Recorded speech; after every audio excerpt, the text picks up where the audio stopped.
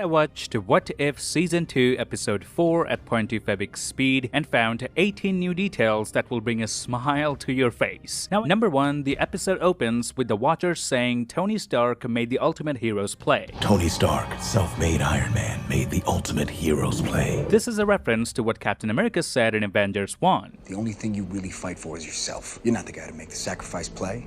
To lay down on a wire and let the other guy crawl over you. Number 2, Iron Man's heads-up display shows us the amount of rockets he has left in his suit, and also the fact that his suit is having a power failure. Number 3, out in space, when Tony couldn't figure out where to go, notice Jarvis was actively trying to locate where he is and trying to find a safe spot. Number 4, when Tony meets the Grandmaster for the first time, this is what he says. Okay, this can't be heaven. Tell me you're not God.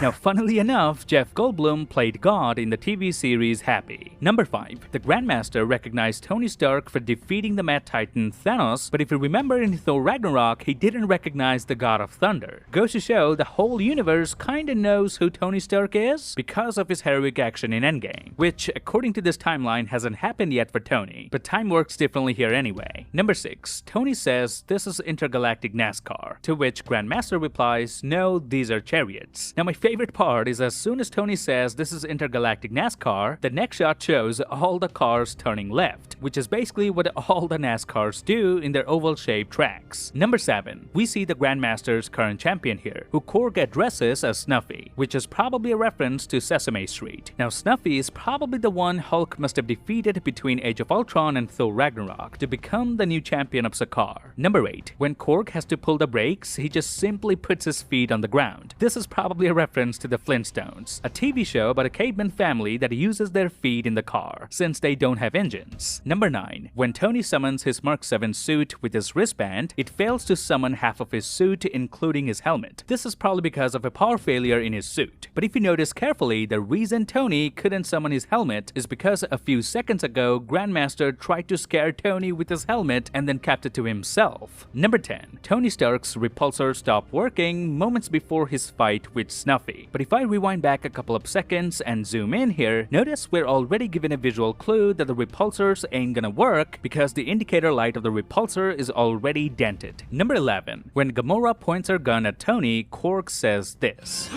Gun alert!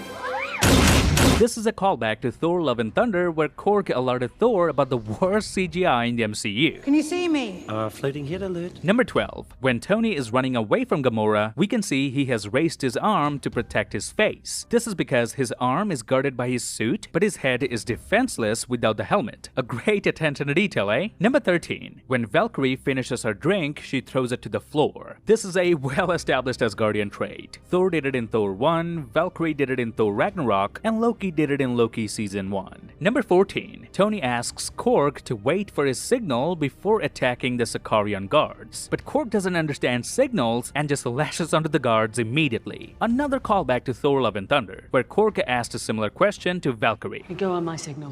What is the signal? It'll be go. Number 15. Sakaar has no alarm sound or siren. It's just the Grandmaster repeatedly saying the word alarm. Number 16. After melting all of Topaz's security guards, Gamora says it smells like burnt yarrow root. Now, yarrow root is the fruit that Nebula kept on trying to eat in Guardians Volume 2 before realizing it wasn't ripe. Number 17. One detail that I really love about the final race is that the animators don't just cut from Tony's face to Gamora's face. They almost always show us which place they're at in the race, and then the camera zooms in on their faces, so that we can always track who is standing at what position. Number 18. After winning the race, Valkyrie does the same walk she did in Thor Ragnarok. And that's it. This would be my breakdown of What If Season 2 Episode 4 at 0.25x speed. Tomorrow I'll be back with a breakdown for Episode 5. Now, if you catch any hidden details or Easter egg from that episode, please send them my way and I'll feature one of them in my video.